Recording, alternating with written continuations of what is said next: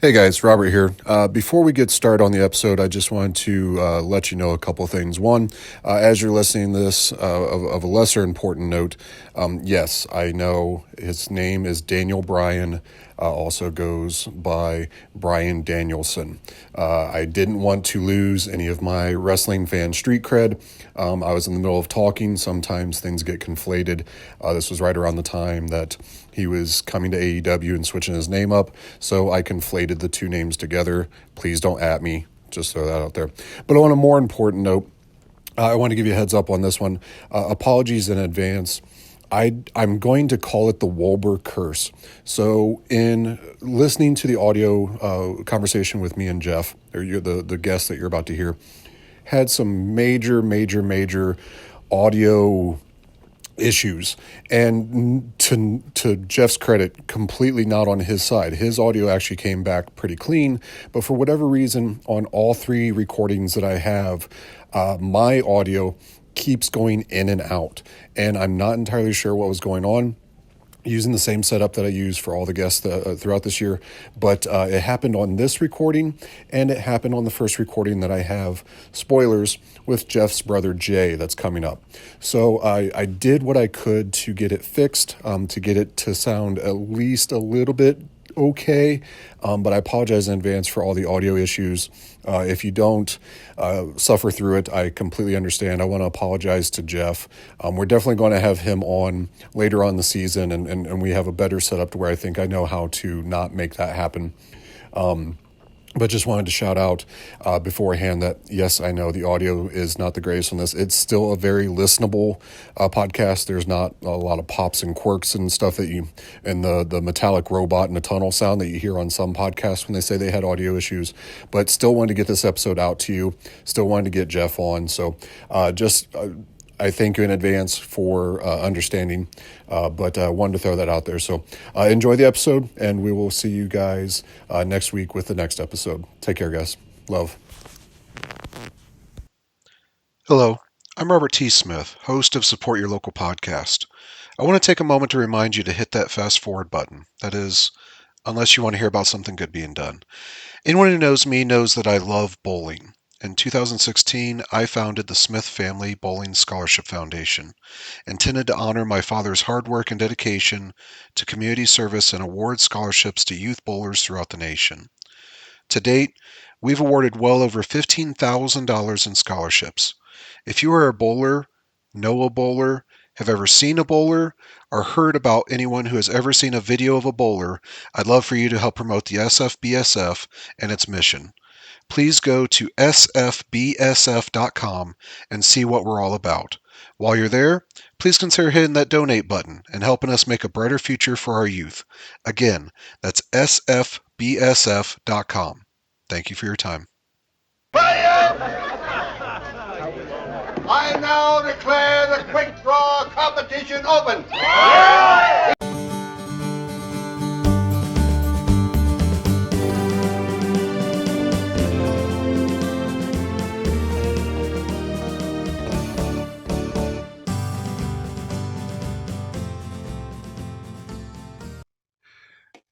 Howdy, everyone. Pull up a chair, kick up your boots, and take a sip on a nice cold brew. It's The Quick and the Pod, the podcast that goes over the 1995 Sam Raimi classic, The Quick and the Dead, one chapter at a time. I'm your host, Robert T. Smith, coming to you from beautiful Tombstone. Yes, that one. We are a part of the Support Your Local Podcast Network. Make sure to check us out whenever you can. Before we hop into the movie, I hear some boots across the boardwalk, and the Batwing doors are swinging wide with a shadowy figure walking in. We have ourselves a guest today, one Mr. Jef Wolber, a friend of mine from back home in Ohio. For those of you that are listening, you can't get a visual. Think if Daniel Bryanson and Thor had a baby. That's kind of what Jef looks like. That's what he always reminded me of. So, Jef, welcome to the show. Hey, thanks for having me. So we are going to go over today Chapter 3, Herod and Cort, get a little bit of a backstory of their history. But before we do that, Jef, you're our guest. Tell me what's a little bit of your history with the movie being your first time on. With this movie, okay, I remember seeing this when I was I don't know, little under 10, probably like 8 or something. But seeing this movie and I think it was my first like real like cowboy movie that I ever got into. Okay. And then I didn't know it at the time, but I liked the Evil Dead movies. I later than the Spider-Man movies came out. I didn't know all those are Sam Raimi movies. Nice. And then so like later as I got older, realized that was his movie, started getting used to his style. So like I've grown to appreciate it more over the years. Nice. Now, had you seen? So you're relatively young when you saw this. I mean, it is an R-rated Yeah. movie. I saw it young too. Don't get me wrong. Had you seen The Evil Dead prior to this, or that was a later discovery? Actually, no, I think I'd seen it prior to it. Yeah, because Army of Darkness, actually, that was like my first movie. I remember seeing that on TV. Nice. And then I got into the Evil Dead movies, and then I probably saw this somewhere along the way around there, but definitely saw it on TV. I think like TNT or something always replayed it, and I remember catching replays on there. So I bet I got the edited version from there, and didn't actually see the full version until I got it on DVD when I was like older, probably like in high school. So afterwards, you'd gone back to it when you got a little bit older and kind of came back to the movie. Oh yeah. This is a movie I've rewatched over the years. I have it somewhere in my collection, I know, but I don't know where it's at right now. That's pretty much how I was when I decided to do the movie for the podcast. I committed to it because I had seen it on Pluto TV. It was on constant loop on Pluto, and I was like, man, I got to do this movie. This was one of the ones I watched a lot when I was going through my Raimi phase. I don't know if I ever actually grew out of my Raimi phase, but you know what I mean. Right? Yeah. And then I had to stop and think, I was like, oh yeah, I have this DVD. It took me 20 minutes to find the darn thing, but I knew I had it somewhere. It existed. But yeah, same where I had to unbury it from there. Um, so cool. Good history with that as we go along. I'm sure we'll learn a little bit more about your Raimi IQ, and we'll go from there. Um, but before we do that, so Jef, you're brand new. Little game that we like to play as you've seen the movie. You got the mysterious strangers walking into town. They're after Herod's money. We got to throw your name up on the board. If you want to get the money, you're going to have to kill somebody. What would be your gunfighter name that we need to have you go by? Oh man, what would be a cool gunfighter name? First thing top, Slick. Slick. Something short, right? That can fit on the board. Well, yeah, we don't know how we don't know how educated Pat Hingle is, so he doesn't necessarily know how to spell big words. Because Ace is already taken, right? That's a cool one. What about Snake Eyes? Snake Eyes. Okay, I like it. I like it. One. You are officially dubbed Snake Eyes. All right. All right. I like it. We'll see how you fare in our tournament as the season goes on. Before we jump into our chapter, as somebody new to the podcast, I'll let you know, we like to take a moment and just kind of do a brief deep dive into one of the cast and crew of the movies, one of the people that kind of made it possible, give people ideas of maybe if they really like this movie, where else can we find stuff of their like. And for this chapter, I did want to do one Mr. Simon Moore, who was the writer on this movie. And let's take a moment to just take a quick deep dive into Mr. Moore's career in a segment that I like to call Put My Damn Name on the Board. Put my damn name up. All right. So, Mr. Simon Moore, I did a little bit of digging in with him, and I was really surprised that usually for Sam Raimi, he has kind of his troupe of actors and people that he works with on the background stuff. And I was kind of surprised to see that Simon Moore wasn't really one of the regular cast and crew for him. And I found it even more interesting that he didn't really have a whole lot of credits to speak to. I'm used to a little bit of a deeper dive with, spoiler for last season when I did Support Your Local Sheriff. We had these character actors that had, 200, 300 credits in every TV series and movie that you could possibly imagine. Just really wasn't really the case for Mr. Simon Moore. So what I found on him, his big claim to fame is in 1989, he is the writer of a British mini. He's a British gentleman. He was the writer on a British miniseries, Traffic, spelled F-I-K at the end of it. And if that sounds a little bit familiar, that's because there was the Academy Award nominated movie in 2000, Traffic. and that is actually an adaptation of his British miniseries Traffic. So for you those that are fans of Traffic out there, that's where you can find another bit of Simon Moore. Another thing that he was on here that caught my attention was Dinotopia. So if you ever get a chance to pick up that miniseries, that's also a good one. And then the Tenth Kingdom. So that's kind of all I found for it. I feel bad not having too deep of a dive for Mr. Moore, but unfortunately, he just didn't do a whole lot. But he did obviously in 1995 do The Quick and the Dead, the movie that we're covering. And I got to be honest, it must have been, it had to have been fun from a writing standpoint to work with somebody the likes of Sam Raimi and have him pretty much tell you, I want to recreate a Sergio Leone spaghetti western, a Clint Eastwood classic, because that just opens yourself up to such different levels of dialogue and kind of cornball craziness and corniness with the lines, because you can get away with that in that type of trope. So coming from a writing standpoint, it has to be fun to kind of be given that carte blanche of, I get to do Western tropes and I get to do the true pure villain and the true hero type of dialogue that outside of this realm would probably be lambasted pretty hardcore. Yeah, so that was all I could find on Mr. Simon Moore. So just a quick brief rundown we had on him, but that has been Put My Damn Name on the Board. Add my name to the list. And we're back. Jef is still with us, or excuse me, Snake Eyes is still with us. He's here for our chapter number 3, Herod and Cort, and let's go ahead and hop in. We start our chapter with Sharon Stone, and she's taking a sip of whiskey, and we're not sure if it's a stiff breeze that's coming through, or it's just a stiff Leonardo DiCaprio that's blowing in her face. We'll find out. Yeah, what is that? I can tell you, blowing in the wind. Yeah, her hair is flying all over the place. She's blinking rapidly, and I can tell you, as I am an Ohioan. I don't want to offend you, Jef, but now that I consider myself an Arizonian, I've been out here a couple years now. I can attest that there is quite often a lot of dust in the air. I mean, we get dust storms pretty regularly, and when the wind is as wicked as it was in our previous chapter that we saw in the Nightfall, it is hard to keep your eyes open when you're walking through that. So, I mean, imagine somebody throwing pocket sand in your face, and that's kind of how walking down the street is like.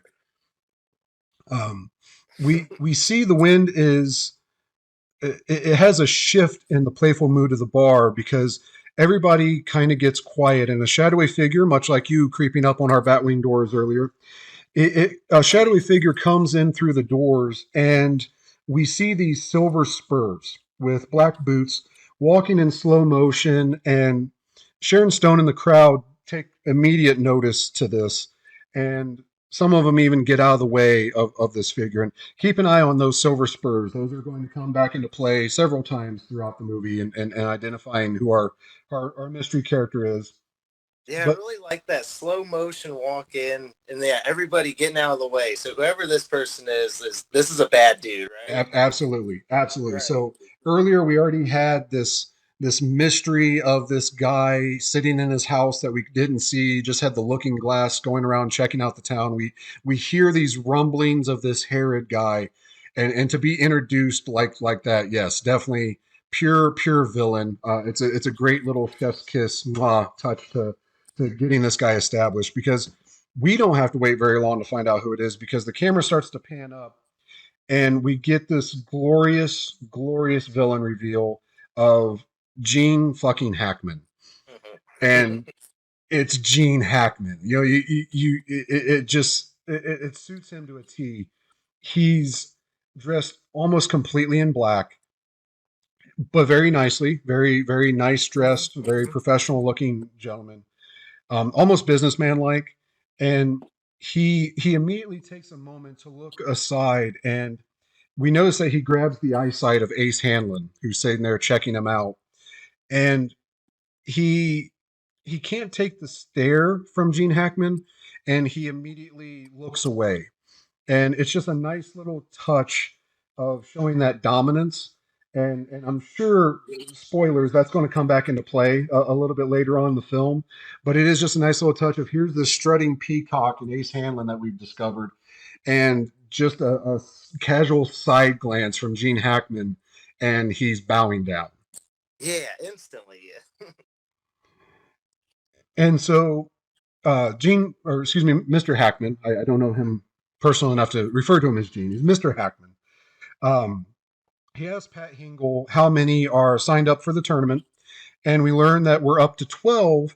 So there must have already been a couple that we weren't shown while Leo was making his move on Sharon Stone earlier. We were only at around 8 or 10 when we got to that point. So obviously we've added a couple names in the interim. I'm sure that they're major characters to the movie, and they're in no way going to be cannon fodder for our main cast. I'm sure they didn't mention their names to keep the suspense going for who those people could possibly be. We learned that someone named Foy will be signing up, but he's busy doing business for Gene Hackman. And when he looks at Cantrell, he doesn't. We notice that Cantrell doesn't avert his stare. And we notice the kid's name on the board, and he looks over to the kid, and he's just kind of sheepishly sipping his beer. And I'm not when I see this, the struggle I have with Leo's character is I'm not entirely sure how old he's supposed to be in the movie, because there's times throughout where he goes from looking like a young, cocky 20 something, early 20s, to literally just a kid. And So like this, yeah.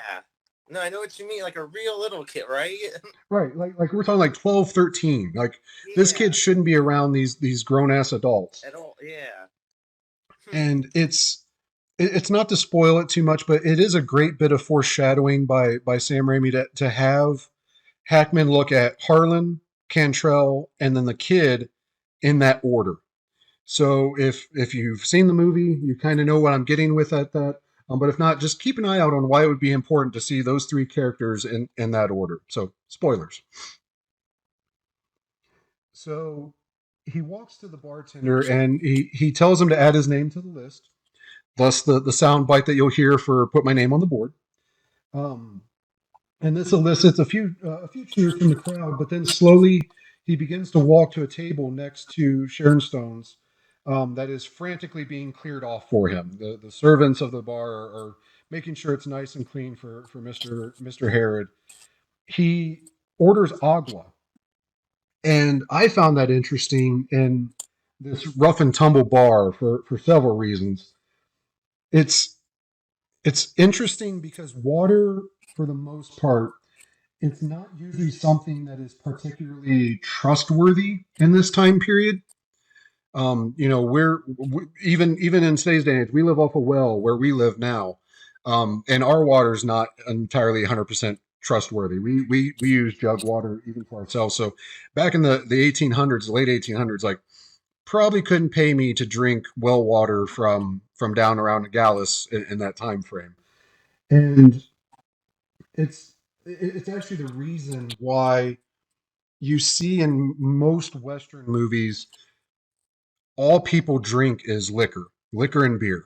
They usually don't drink water, and it's a twofold proposition to where it shows that these guys are rough and tough, that they drink manly whiskey, puts hair on your chest, and grows a beard like us. Um, but in a historical standpoint for it, it's actually historically accurate. Most people did drink beer and liquor back during that time instead of the water, because the water sources weren't trustworthy. The alcohol and the liquor and the beer was usually strong enough to kill whatever bacteria there was in the local drinking sources. So it was kind of out of necessity that everybody was getting shit faced drunk all the time. Um,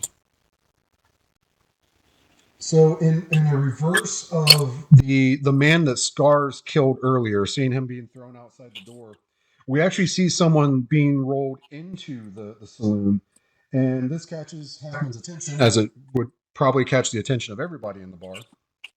And he's seen biting his lower lip, and I always found this bit a little bit out of place because he genuinely has a look of what is this, like you'd see watching a performance. And it's just curious to see, like, as we find out, he has a pretty good idea who this is being thrown into the bar, but he has this genuine look of, what's going on here?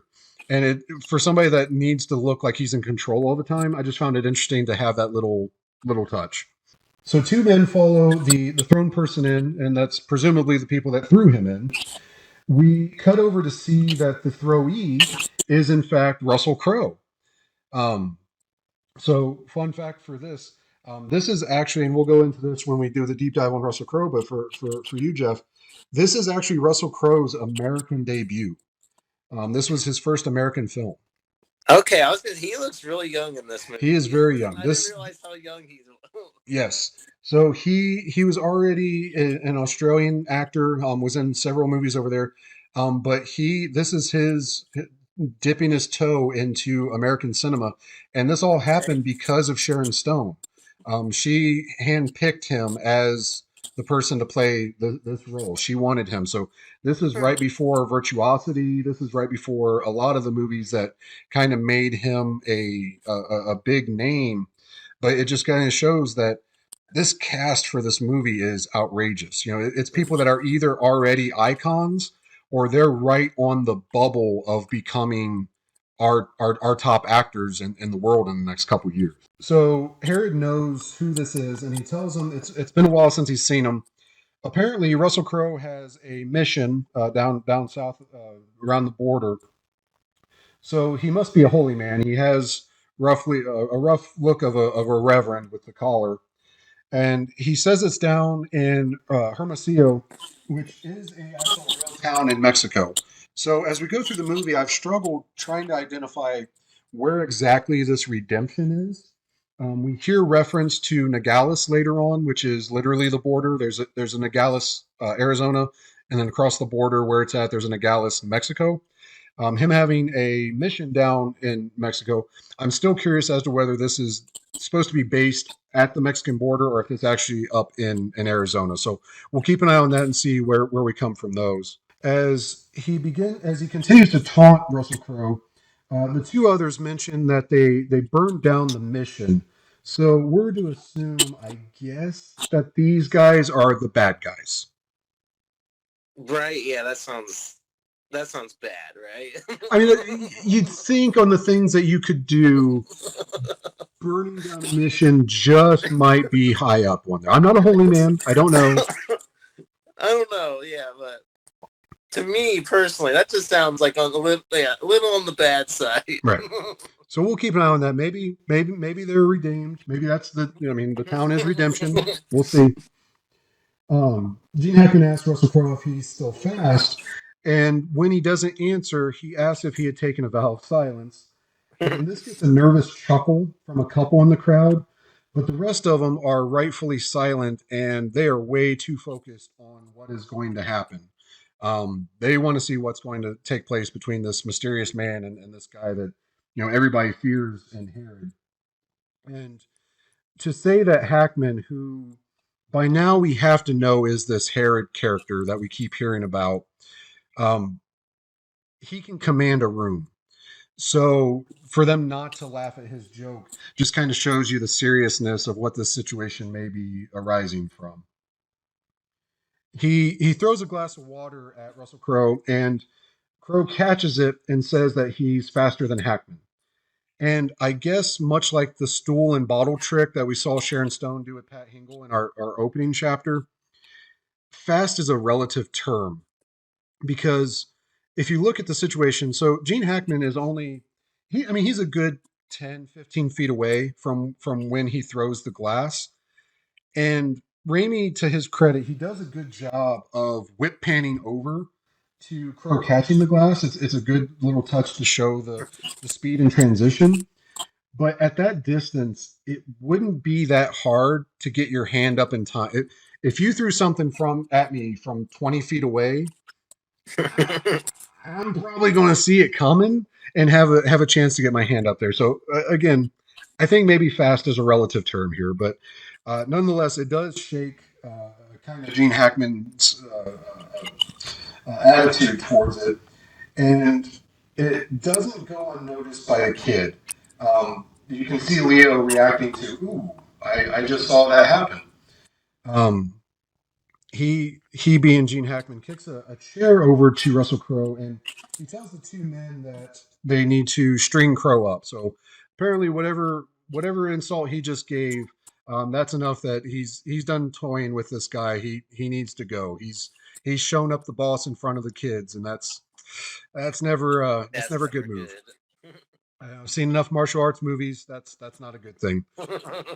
Um, as Russell's being raised up by the noose, you see Sharon Stone start to get a little sick to her stomach, and we'll see why later. Spoilers. Um, Gene Hackman begins to shoot out the legs of the chair that Russell Crowe is standing on, and he's getting him closer and closer to it dropping, and with it him to his death. He shoots out three times, but before the fourth, excuse me, pardon me. But before the fourth, Sharon Stone raises her hand and yells out to put her name in the contest. And this is a nice distraction, and you can tell that Gene Hackman's disappointed that he had the attention taken away from him, even for a second. You know, he's definitely getting some joy and amusement out of doing this in front of people. It's kind of his thing. And she's stealing his thunder a little bit by interrupting. So you can see the disappointment in his face on the interruption. Um, Pat Hingle tells her that women aren't allowed in the quick draw and that it's against the rules. But Gene corrects him in saying that there's no rule against it. It's just that women can't shoot for shit. His words. Oh man, It's in the script. Don't cancel me. that Don't can't. at me. Yeah, that doesn't fly nowadays, His does it? 1995 was a different It was a era. different time. 1865 was an even different era. Um, but he when he says this, he bids farewell to the preacher and shoots the rest of the remaining piece of the chair to where the crow starts to drop. And Sharon Stone jumps up and stands and fires three times, finally cutting the rope and saving him. That said, and please keep in mind, I'm not trying to sound sexist here. However, Hackman literally just said that women can't shoot for shit. And then the movie immediately makes the woman take three shots to hit the rope. If That this is was, true. I didn't think about that when I saw I, it. I'm just saying, if this was any Yeah. other Western, and keep in mind that this entire movie is a send up and an homage to the Sergio Leone spaghetti westerns of the 70s and 80s with Clint Eastwood. If this was a male lead, and I've seen thousands of westerns, I'm telling you, if this was a male lead, that rope is shot in one. Yeah, I think I've seen Clint Eastwood movies. Yeah, where they shoot. Yeah, it's one shot. Like no matter how far away, it's dead eye. Boom, one done. Right. Right. I mean, Yeah. you literally have the scene in The Good, the Bad, and the Ugly where that is the agreement between Clint Eastwood and Eli Wallach, that Eli Wallach gets in trouble, he gets captured by Clint Eastwood, they get the bounty money, and then as he's getting ready to be hung, Clint Eastwood is in the distance shooting the hangman's rope off of him in one shot. Yeah. And in fact, the time that he doesn't do it in one shot, it's a warning to Eli Wallach to not screw with him because he doesn't have to make that shot. So again, don't at me, don't cancel me. I'm just pointing out that the movie itself is making it makes it seem like, maybe women can't shoot for shit, or at least Sharon Stone. So I was thinking maybe it was just showing how fast she was, because how fast she got off those three shots. There's that.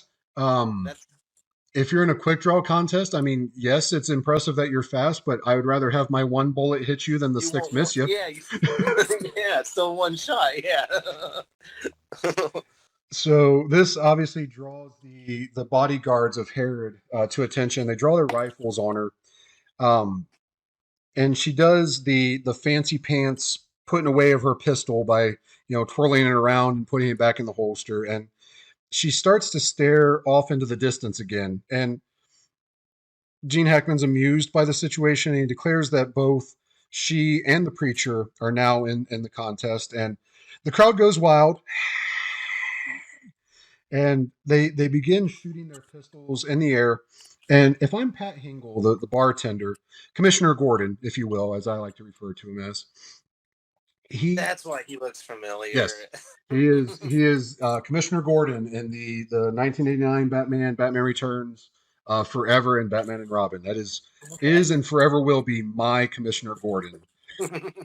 Dracula is fine, don't get me wrong, but Pat Hingle is my Commissioner Gordon. But if I'm him as the bar owner, I have to be pretty pissed off that these assholes are shooting up my ceiling, right? Yeah, they're just shooting straight, all of them, right up in the bar. Just straight up into the air. Yeah. And we go back to season 1 with Support Your Local Sheriff. Jason, he does the feat of marksmanship. So if you haven't seen it, Jeff, he flips a washer in the air, draws his gun, and fires through the hole of the washer, captures the washer, tells the mayor, I went through the hole. And the mayor doesn't necessarily believe him, so he puts a piece of tape over the hole and has him do it again. And the sheriff goes, well, I already shot one hole in your roof. And the mayor says, well, that's fine. So he throws it up and he shoots through the hole again. But at least he had the wherewithal to go, hey, sorry, I kind of put a hole in your roof. He was at least decent about it. These guys are just shooting the shit out of his roof and not one bit. For no reason. No reason. Hey, the lady and the preacher is in the tournament. So just saying, we don't get a lot of rain out here in Arizona, but as we're recording this, it's literally the end of monsoon season. It has rained every day for a month and a half. He's going to have to patch those holes, or it's going to be a long monsoon season. Let me tell you. So it does the gunfire into the roof, and we end our so it ends our chapter with a nice transition from that to the outside. And we end our scene where the crowd is continuing to try and kill the moon. And we see the ominous clock tower throughout the smoke. So it maybe Pat Hingle told them, take that shit out of here. If you're going to shoot up into the sky. I don't know. But it was a nice little transition to end our chapter. Jeff, you told me as we're getting ready to record, you hadn't seen the movie in a while. You just kind of saw these chapters as we're getting ready to record them. What's next? What are your questions going out of what we've seen with this cast of characters? So what was your question? So what do I think? What's next? Yeah. So what questions are you asking? Like me, I have to wonder. Who is this mysterious preacher guy? Who's this preacher guy? Is he gonna fight? Like he's getting like hanged in the middle of the bar, like right now, and he's not putting up any kind of fight, right? So who is he? Who is Sharon Stone's character? Like, why is she so adamant about getting into? Why does she want to be in this tournament? As she's a shitty shot too. yeah, that too, right? With that, and kind of the kid, because I don't know, Gene Hackman and the kid keep having these looks. Him and Leo DiCaprio. Mm-hmm. So I kind of wonder what's going on. Well, yeah, he doesn't. I don't think Gene Hackman throws his name in the tournament until he sees the kids on there, right? Yeah, I mean, he doesn't throw himself on there until after he's already looked at Ace Hanlon and Cantrell and the kid. He's kind of taking a look at the board, and that's when he decides to throw himself in. Yeah. Also, who's Ace too? He looks pretty spiffy.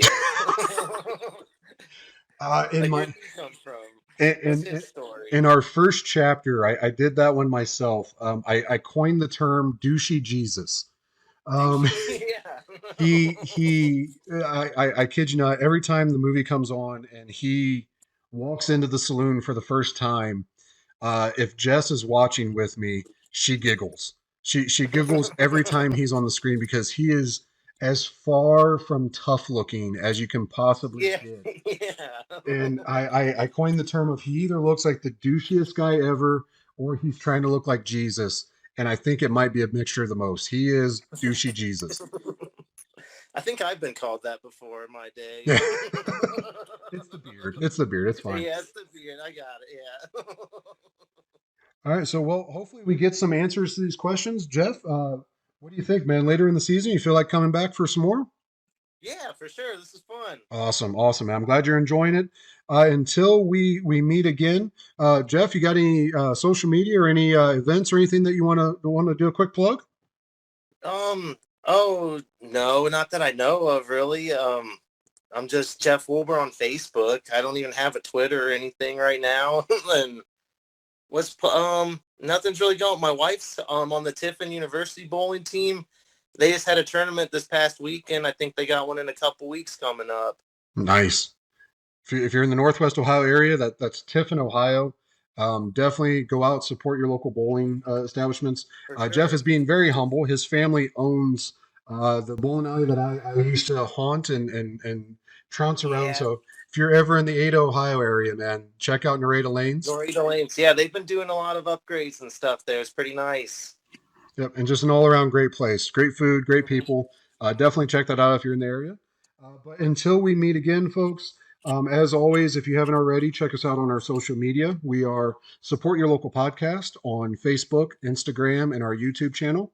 If you have any questions, comments, concerns, feedback, anything like that, you just want to chat, please hit us up at SUPP, your local podcast at gmail.com. Whatever reason, Gmail doesn't like you putting support in the name.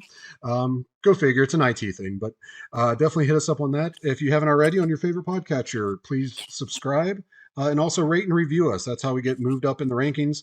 Again, I would like to be the #1 podcast in Zanzibar that covers 1995 Sam Raimi's The Quick and the Dead from Tombstone, Arizona. If I can capture that category, I will be a happy man. So go Zanzibar. Please don't let me down.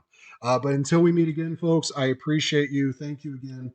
And as always, support your local podcast.